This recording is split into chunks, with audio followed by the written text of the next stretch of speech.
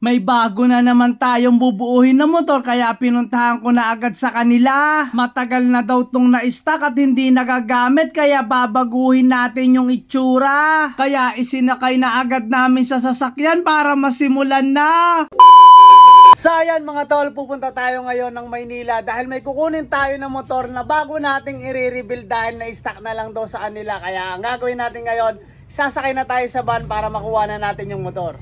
Alright, kaya let's go, puntaan na natin. Paggising ko pala, tsaka pa lang ako nakapagsimula mag-video dahil nakatulog ako. Dahil sa sobrang lamig ng aircon at dito pala ako nakahiga sa hinihigaan ko. Sabayan kasi ng malakas na ulan, talagang aantukin ka. At makalipas ang ilang oras ng aming biyahe ay makakarating na rin ako dun sa kanila. Pagdating pa lang namin dito ay tinuturo na agad ni sir yung motor niya dahil nailabas niya na daw. Ayun nga lang, sayang dahil hindi natin na-videohan ang nakatambak tapos ang ginawa niya daw ay nilinisan pa daw niya. Kaya kung mapapansin nyo parang makinis pa yung mga kaha. Ayun nga lang, basag yung mga ilaw niya. Pero gagawin natin lahat ng makakaya natin dito para magbago yung itsura niya. At pagkatapos namin magbayaran ay tinulak ko na palabas para maisakay na to sa sasakyan ng paglalagyan niya. At oo nga pala, sa mga hindi nakakaalam, MIUI 125 itong motor na to na bago nating bubuuhin. Kaya sa mga user na MIUI 125 din ay ilapag nyo dito sa comment section yung mga itsura ng mga motor na setup nyo para naman makakuha ko ng idea kung anong mas maganda na setup dito. Pero kapag wala akong nagustuhan ay susundin ko na lang yung gusto ko.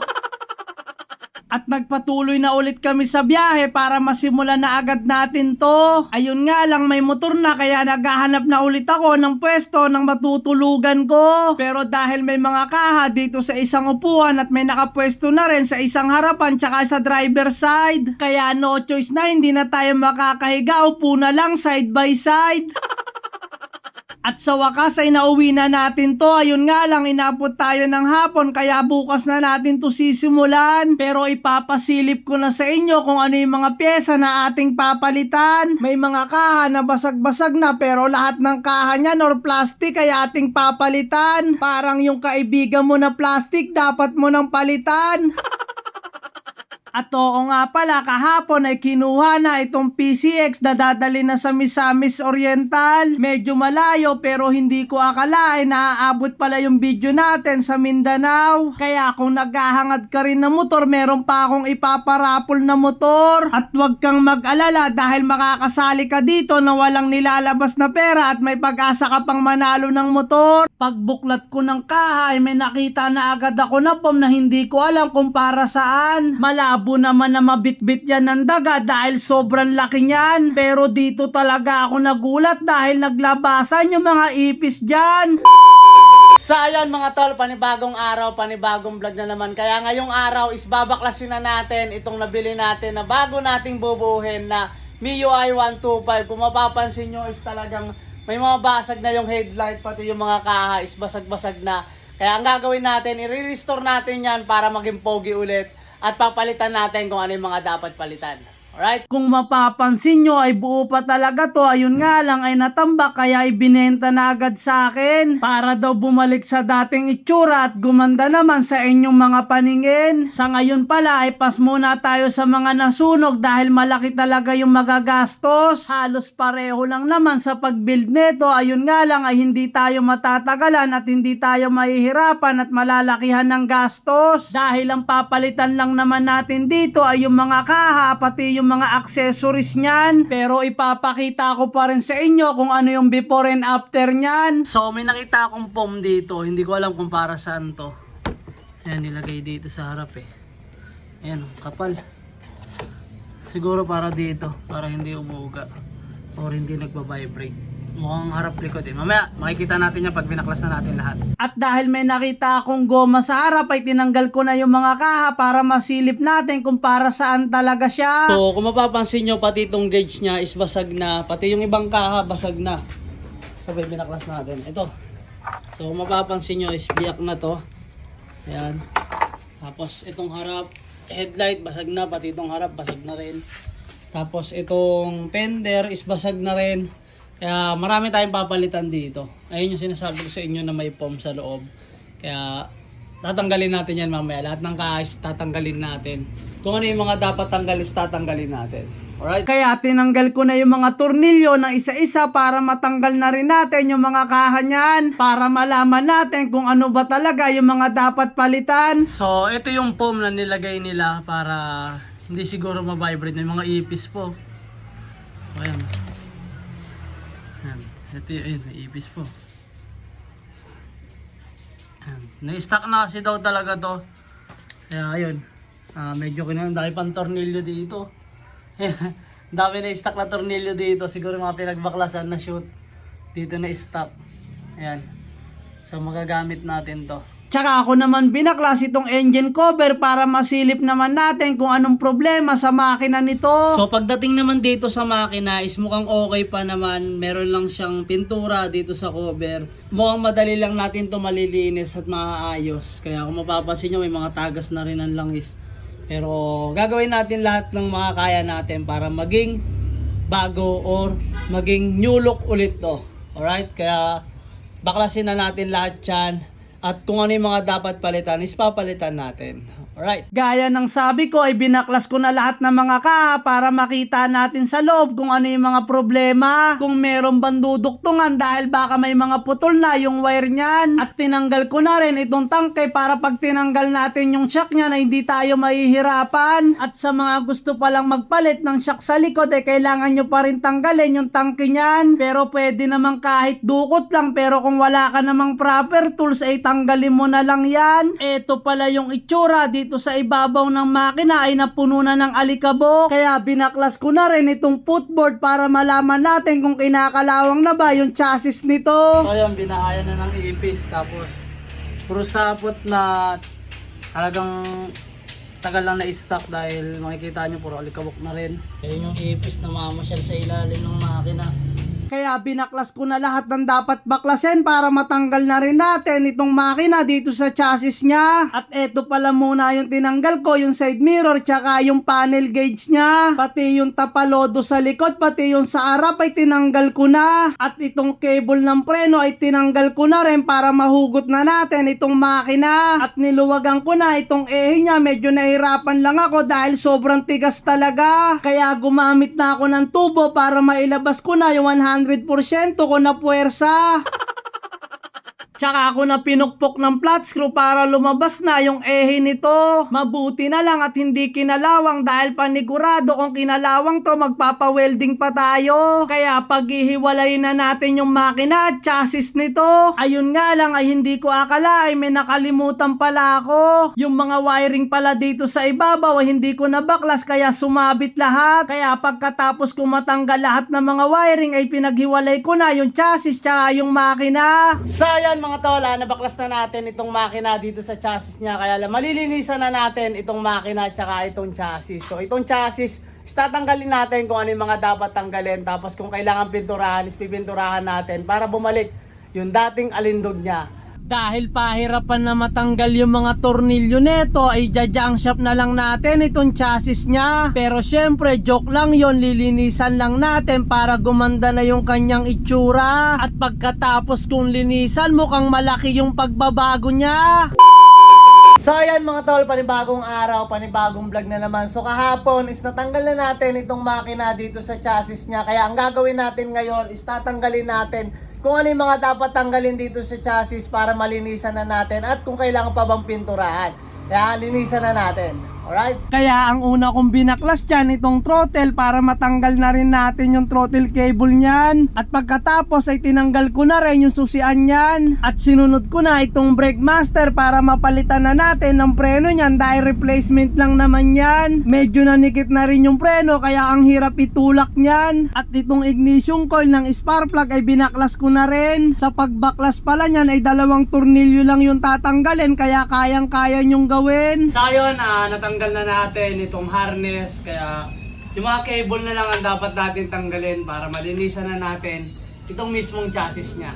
Alright? At pagkatapos ko mabaklas yung mga harness, eto na naman sinunod ko itong caliper ng preno niya. Baka may interesado itong preno niya sa harap ay ipapamigay ko lang. Paunahan na lang mag-PM kung sino mauuna, sa kanya mapupunta to. Kaya mag-message ka na sa akin, tas isend mo yung motor mo na paglalagyan mo nito. Okay pa naman siyang gamitin, kailangan lang talaga ng linis. Syempre papalitan din naman natin yan ng bago, kaya wala munang linis-linis. At makalipas ang ilang minuto, eto namang magsantatanggalin ko. Baka interesado ka rin dito, ipamimigay ko din yan, kaya ano pang iniintay mo, mag-message ka na sa akin. Wala kasing kaparis yan, pero okay pa yan at mapapakinabangan dahil makapal pa yung gulong niyan. Kaya paunahan na lang kung sino mauna, sa kanya mapupunta. At eto namang front shock niya ay medyo may tagas na rin, pero magagawan pa yan ng paraan. Papalitan lang natin ng oil seal yan at magagamit pa natin yung inner tube niyan. At pagkatapos eto namang putres ang tatanggalin ko. Ayun nga lang ay medyo nahirapan ako sa mga tornilyo niyan dahil bukod sa kinakalawang, muntikan pa akong tamaan ng chassis niyan.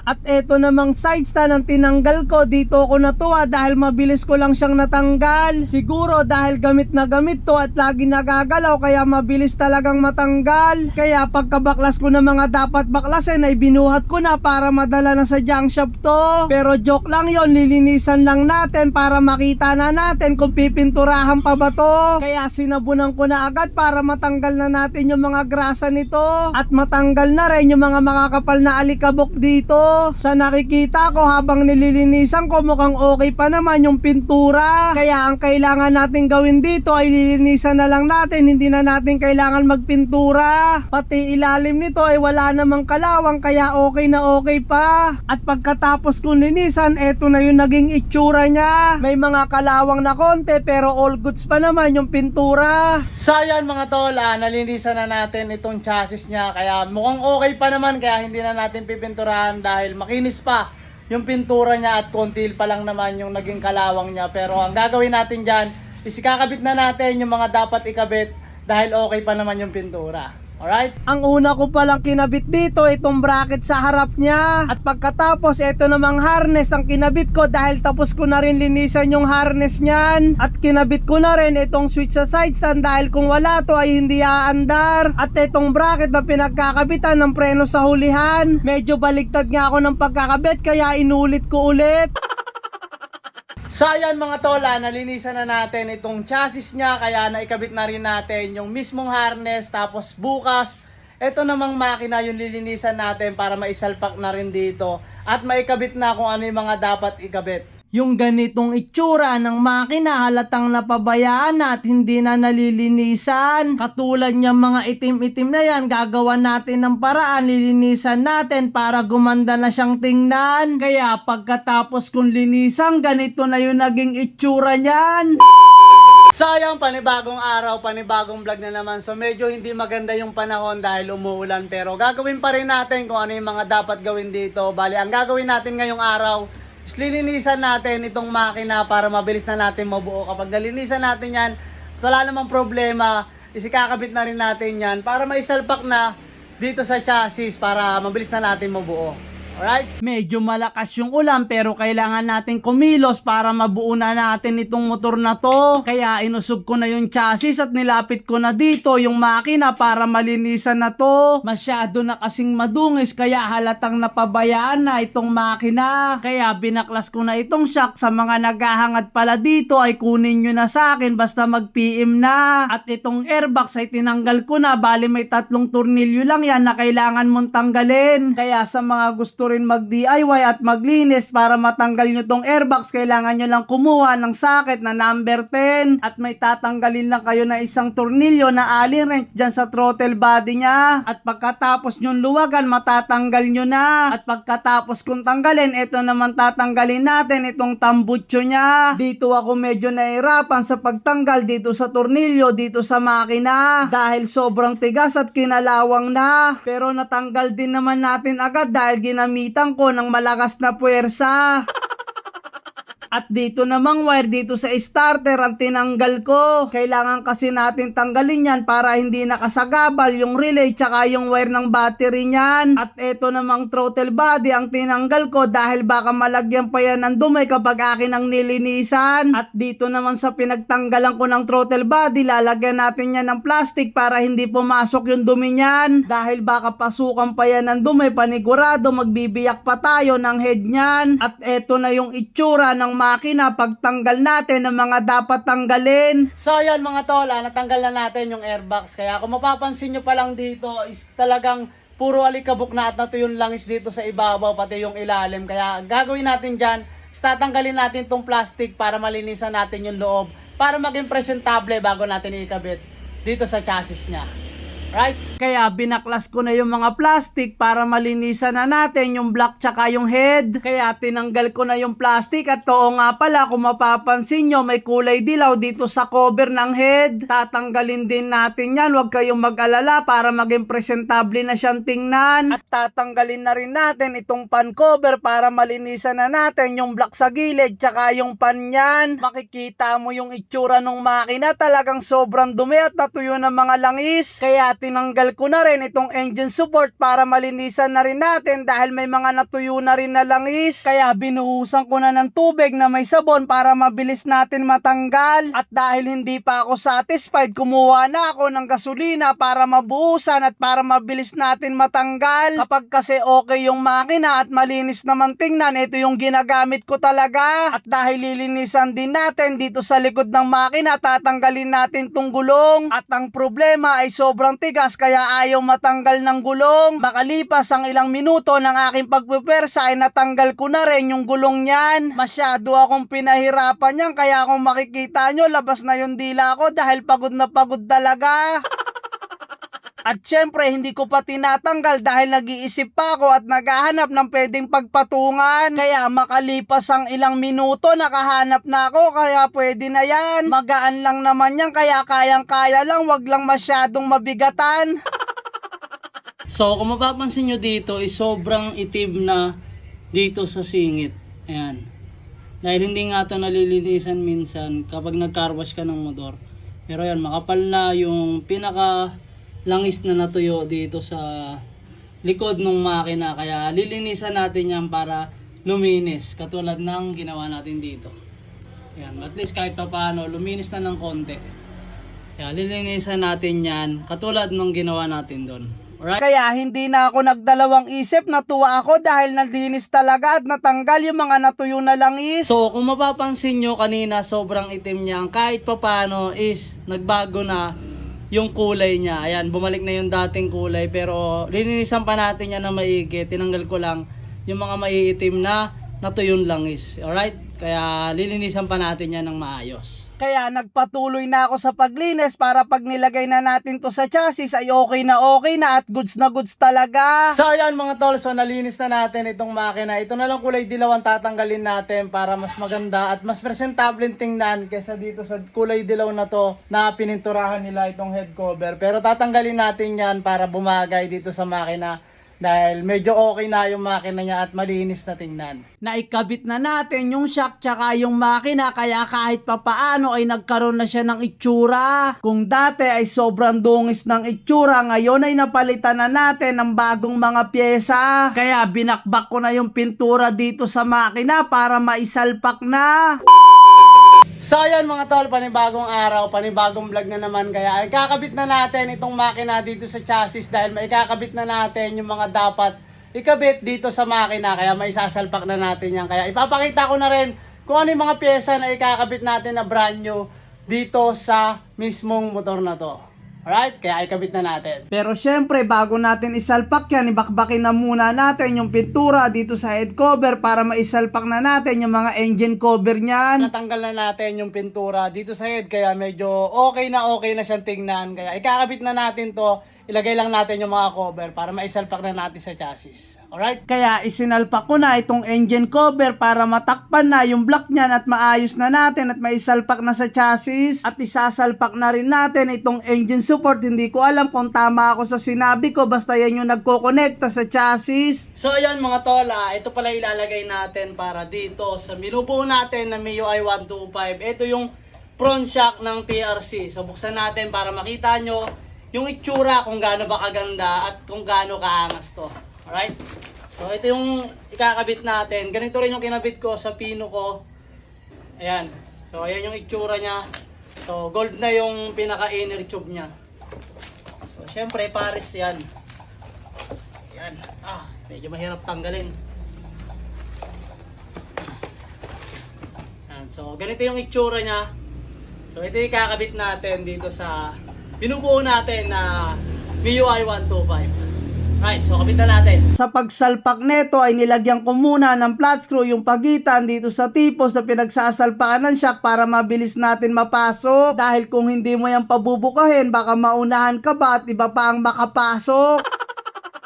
Tsaka ako na inihanda itong chassis para maisalpak na natin dito sa makina niya. Para mabilis natin maisalpak dahil ang hirap talaga kapag ikaw lang gumagawa mag-isa. Kaya pagkatapos ko siyang i-ready at itutok sa butas ay tinusok ko na para hindi na siya matutumba. At syempre, hindi yan makukumpleto at hindi natin mapapatindig yan kung wala ring rear shock from TRC. So ikakabit na rin natin tong rear shock. So ito yung itsura niya para makita nyo rin kung gaano ba siya kaganda.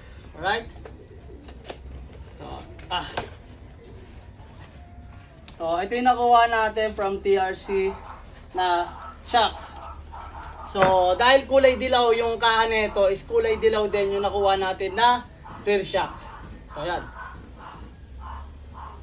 So, isalpak na natin. Sa pagsalpak pala neto ay napakadali lang, ilalagay mo lang dito sa tornilyo at lalagyan mo ng nut at makakabit mo na. At para naman makonekta ay kukuha ka lang ng isang tornilyo at ilalagay mo sa lagayan tsaka mo na siya makakabit sa makina. At dahil na-connecta ko na itong throttle body naman ang isasalpak natin para pag nakompleto na natin ay pwede na natin mapaandar. Sa pagkabit pala neto ay may dalawang tornilyo lang pero kailangan mo magdahan-dahan dahil kapag nasobrahan ka sa higpit panigurado magpupugak-pugak yung andar niyan. At para magamit natin yung push start, kailangan natin i-connecta yung wire dito sa starter tsaka yung relay niyan. At eto namang airbox ang isasalpak natin, importante din to dahil kung wala to ay baka matalsikan yung throttle body mo, baka tumirik ka pa. Dahil kapag natalsikan ng tubig yung throttle body mo, panigurado tulak ka.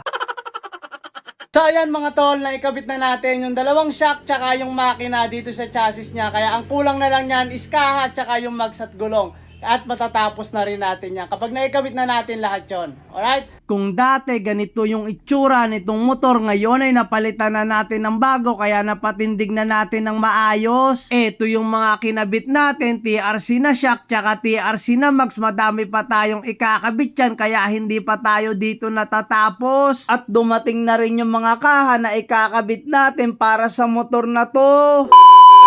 So ayan mga tol, panibagong araw, panibagong vlog na naman. Kahapon is nakabitan na natin ng shock dito sa harap at saka sa likod. Tapos naikabit na rin natin tong makina.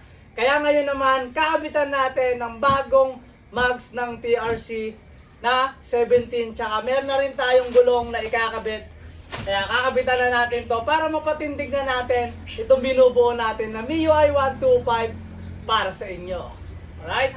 So ito pala yung mags na ikakabit natin. Ipapakita ko sa inyo kung gaano ba to kaganda at kaangas. Alright? Kaya buksan na natin.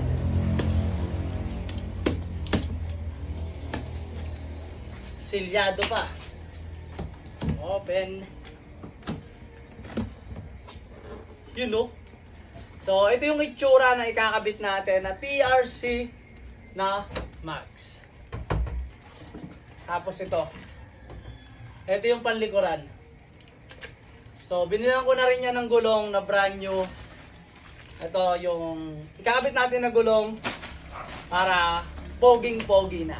Dito sa part na to ay hindi ko na dinala sa vulcanizing shop dahil matatagalan pa tayo at anong oras na rin naman na. Kaya minano-mano ko nang ikinabit kahit medyo mahirap. Ang importante is mapabilis natin yung pagkabit neto at hindi na tayo matatagalan pa. Dahil kung dadalin din natin to sa labas at ganito lang din naman yung gagawin, sayang lang yung ibabayad natin. Ganito lang din naman yung ginawa nila, mano-mano, hindi na nila isinalang to sa machine. At pagkatapos kong ikabit yung sa likuran, dito naman ako sa unahan, dito ako medyo nahirapan dahil masakit na talaga sa kamay. Lalo na is medyo manipis yung gulong sa unahan kaya dito talaga ako niya pinahirapan. Pero sa hindi ko inaasahan ay natapos din at makakabit na rin natin to. Ang kulang na lang talaga ay lagyan ng hangin para maisalpak na natin to. So yun na, naikabit na natin yung gulong dito sa mags. Medyo masakit nga lang sa kamay pero okay lang yon dahil kaysa naman masikwat natin or magasgasan agad yung mags. Kaya ikakabit na natin to pagkatapos natin hanginan.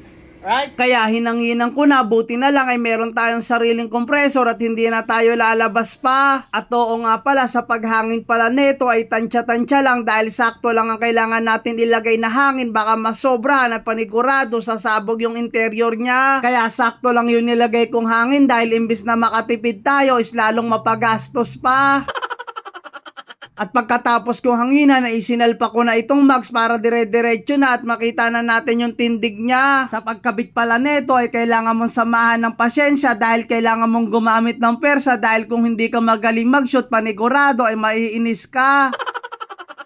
Dumako naman tayo dito sa parting likuran. Dito ay mabilis lang natin maikakabit dahil isushoot lang natin sa ehe niyan. Pero kailangan mo rin siyempre itutok sa mga ngipin niyan at samahan mo ng konting dasal.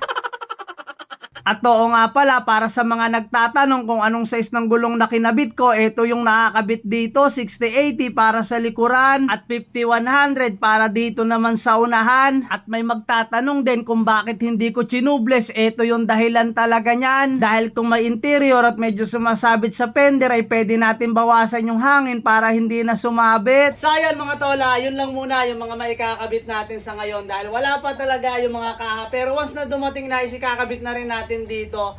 Ang importante dito is napatindig na natin dahil nakabitan na natin ng mags tsaka yung gulong. Alright? Naikabit na natin yung bagong kaha at kahit papaano ay nagbago yung itsura kumpara sa dati. Dahil yung dati ay puro basag yung ibang kaha, pati headlight at dito sa panel gauge. Ngayon ay okay na at naging presentable.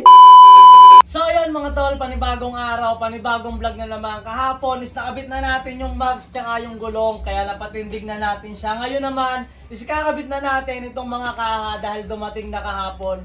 Kaya ikakabit na natin itong mga inner na kaha niya tsaka yung mga outer.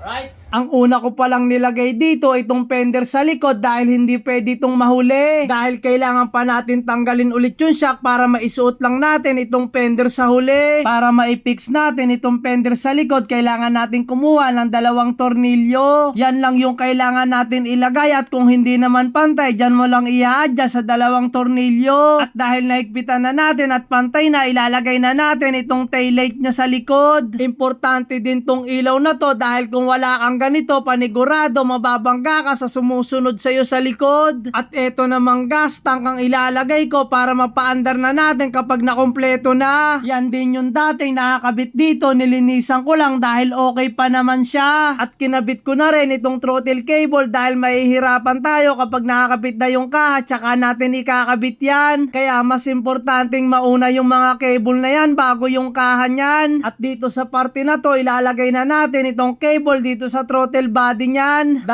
tornilyo lang ang ikakabit natin sa bracket at magiging okay na yan. Pagkatapos maipix yung throttle cable, ito naman yung ilalagay natin. Ito U-box, second hand lang yan. Yan pa rin yung nakakabit sa dati. Wala pa namang problema at wala pa namang basag at okay na okay pa. Kaya yan pa rin yung ikakabit natin, yung U-box na dati. At pagkatapos ay kinuha ko na itong footboard para mailapag na natin dito sa chassis niya at makita na natin yung magiging itsura. At oo nga pala, kompleto na yung mga kaha niyan, hindi pa lang natin maikakabit dahil may mga kulang pa na pyesa. Dumako naman tayo dito sa leg shield tsaka dito sa headlight. Bumili na rin ako ng bago para maging presentable na siyang tingnan dahil yung dati ay basag na yung headlight tsaka puro gas-gas na rin at may mga basag na kaya hindi ko gusto tingnan.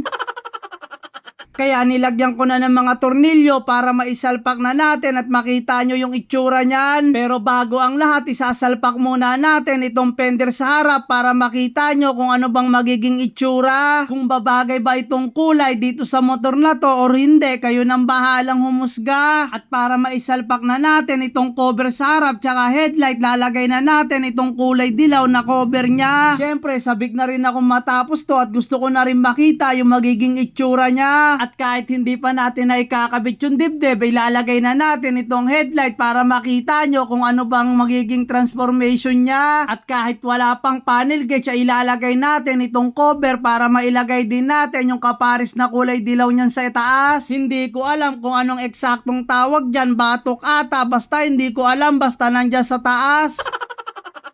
At eto yung kapares dito sa ibabaw, yung kulay dilaw, ilalagay na rin natin para makita nyo kung bagay ba talaga or kung may pinagbago ba sa dati niyang itsura, kayo nang bahalang magpasya. So ayan mga tola, eto lang muna yung mga maikakabit natin sa ngayon dahil wala pa tayong panel gauge tsaka susian. Yung pa yung mga kulang natin, kaya hindi pa natin mailagay lahat ng kaha dahil nga kulang pa yung mga ibang pyesa. So may nagbibigay sa akin ng panel gauge, kaya lang natabunan dahil sa sobrang dami nagchat-chat. Kaya kung sino ka man, mag-message ka ulit sa akin, tol. Halos ilang porsyento na lang ang kulang at mabubuo na natin itong binubuo natin na MIUI 125. Napalitan na natin ng bago yung mga luma at basag-basag na pyesa. Kaya konting pagtitiis na lang at marorolling na rin natin to sa kalsada. So ayan mga tol, panibagong araw, panibagong vlog na naman. Nung nakaraang araw is nakabit na natin itong kaha dito sa harap. Ayun nga lang is hindi natin natapos dahil kulang pa ibang mga pyesa. Pero may dumating na pyesa, yung susian is makakabit na natin. Kaya maisasalpak na natin yung dibdib, yung gauge na lang yung kulang dahil hindi kami nagkita nung magbibigay. Kasi bumili tayo ng bago, at least meron na mag-i-sponsor na pinagpalitan niya lang naman. Kaya ikabit na natin kung ano yung mga pwedeng ikabit para makita nyo na yung magiging resulta nitong MIUI 125 na binubuo natin.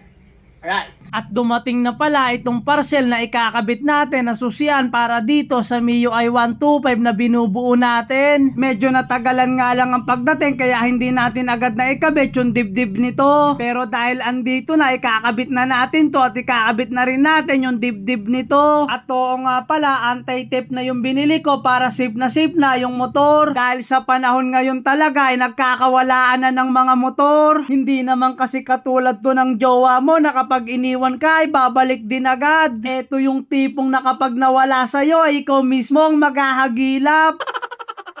At oo nga pala, dumating na rin pala itong order natin na reflectorize para dito sa likuran. Importante din to dahil once na mawalan ka ng ilaw, ito yung magre-reflect sa likuran. At dahil na ikabit na natin yung susuyan, pwede na natin ikabit itong dibdib nito para kahit papaano ay unti-unti na natin makumpleto itong mga kaha nito. At ikakabit na rin pala natin itong kaha para dito sa likuran para kumpleto na. Pero syempre, hindi pa natin pwedeng lagyan lahat ng mga kaha yan dahil hindi pa natin papaandar. Kaya bago natin takpan yung engine cover niyan, kailangan muna natin mapaandar para kung sakaling may problema at ayaw umandar ay mabilis natin magagawa dahil wala na tayong babaklasin. Kung nakakabit na kasi lahat yan tapos hindi natin mapaandar, panigurado lahat yan babaklasin. So ayan mga tol, naikabit na natin yung mga kaha pero hindi yan makukumpleto kung wala yung upuan. Kaya meron tayong bagong upuan from TRC. Tignan natin kung gaano ba ito kaganda. So may sarili pa siyang bag. Kaya ganun kalupit ang packaging ng TRC.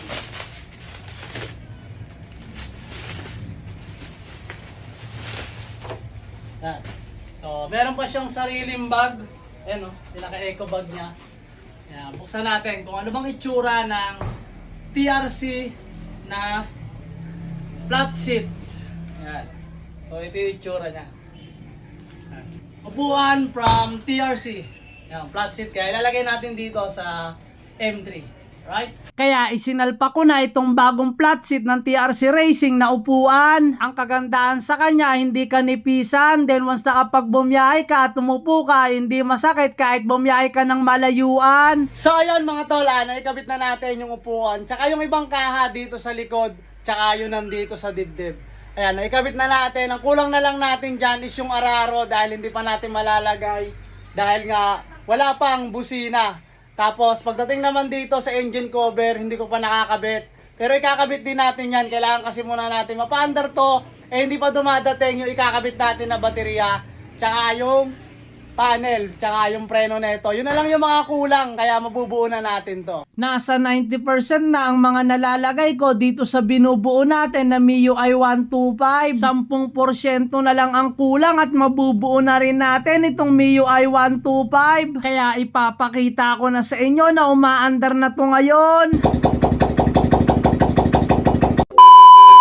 So yun mga tol, panibagong araw, panibagong vlog na naman. Kahapon is di na natin na ikabit yung panel dahil nga inabot na tayo ng takip silip at anong oras na rin dumating yung nagbigay sa atin. Kaya ngayong araw is ikakabit na natin dito sa motor na to para matesting na rin natin kung aandar dahil dumating na rin yung battery na ikakabit natin dito. So ito yung panel gauge na ikakabit natin. Ipapakita ko sa inyo kung anong kaganapan kahapon nung nakuha natin to. So, si Tropa yung bibigay sa atin ng panel gauge. So, naka-ano ka na, no? Naka-digital ka na? So, ito yung ikakabit natin na panel gauge na binigay sa atin ng Tropa. So, siya yung dating ni-rescue pala natin sa Imprint Custom nung nasiraan siya. Alright, kaya ikakabit na natin to bukas. Dahil to, hapon na rin naman, magdidilim na. Kaya hindi na natin maikakabit to. Kaya bukas na natin maikakabit. Kaya maraming salamat kay Tropa. Right. Syempre, hindi na tayo makapaghintay. Ikakabit na natin yung panel. Kaya baklasin na natin itong kinabit natin na bato. Dahil dyan nakakabit yung panel gauge saka yung mga switch. Kaya ikakabit na rin natin dyan yung mga switch para maikabit na rin natin tong bato. Kaya kinabit ko na yung mga sakit nyan para mapagana natin at malaman kung may problema pa at para ma-push start na rin natin itong motor at mapagana. At syempre, para malaman natin kung gagana, kailangan na natin kabitan ng bagong baterya. Marami na naman na comment niya na pwede naman daw paandarin na kahit kickstart na lang. Ayun nga lang, syempre mas okay na may baterya para ma-check natin kung may check engine ba talaga siya. So, naikabit na natin yung baterya kaya tetestingin natin kung may error ba or may check engine. Kaya buksan na natin yung susi niya. So, ayan, nagbukas na yung check engine tapos nawala. So, tetestingin natin kung papupush start or hindi. So, ayan, may push start. So, naikabit na natin yung baterya kaya titestingin na natin kung aandar itong binuo natin na MIUI 125. Alright? Kaya susi na. So, wala pa siyang busina, wala pa rin mga ilaw dahil hindi pa natin nakakabit yung ibang socket. Ang nakakabit pa lang is itong push start. Kaya push start na natin. So, yan, maandar na.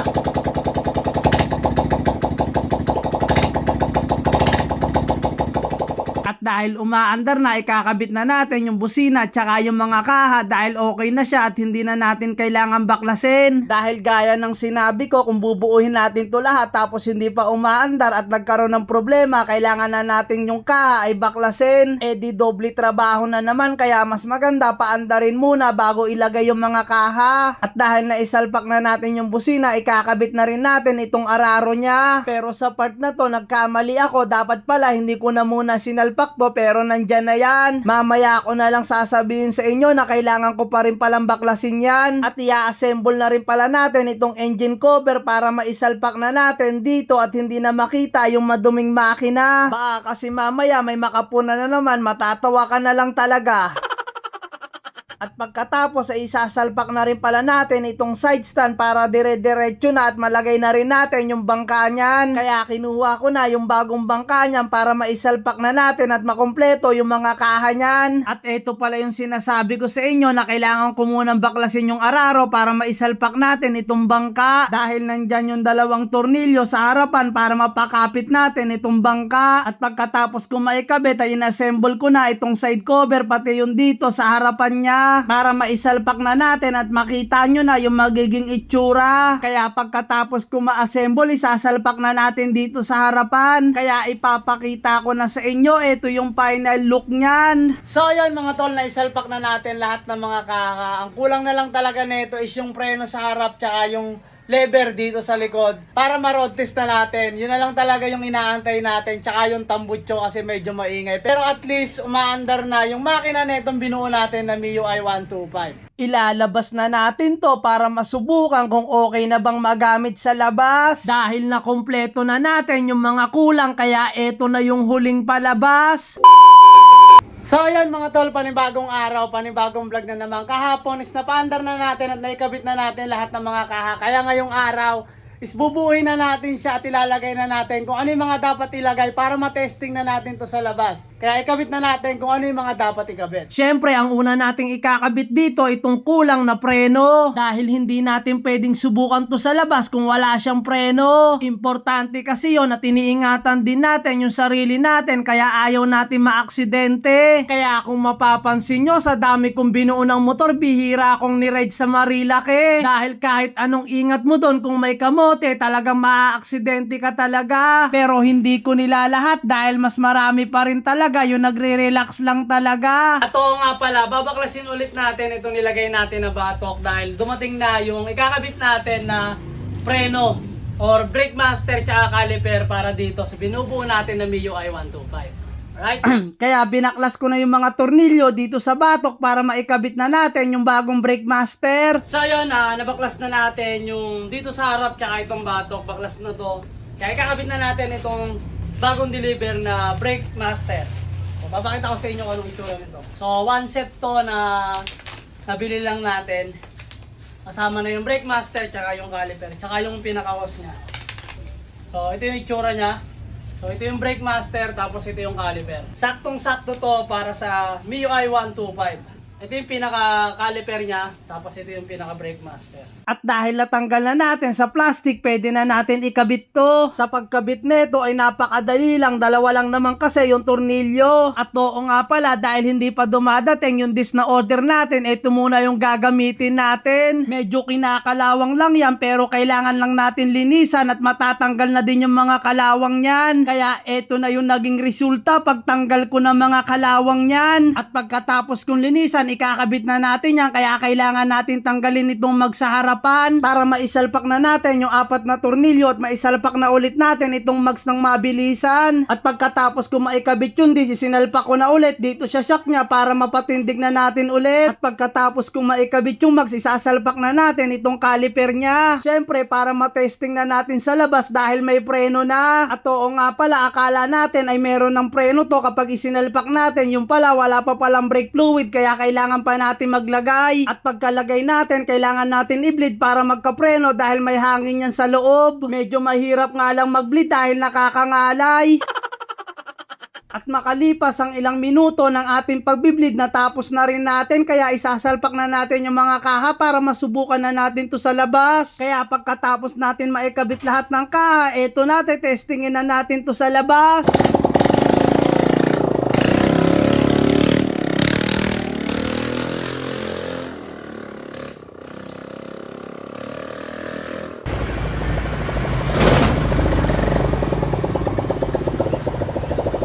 Medyo maingay nga lang dahil hindi pa natin nakakabitan ng bagong tambutso. Ang importante, umaandar na dahil yun na lang talaga ang kulang, yung tambutso. So ayan mga tol, na-testing na natin itong motor. Doon sa labas, ayun nga lang medyo maingay dahil hindi pa dumadating yung pipe natin dahil out of stock daw, kaya hindi na natin makakabitan to ng pipe na gusto natin. Kaya ikakabit na lang natin stock, maghahanap tayo ng stock.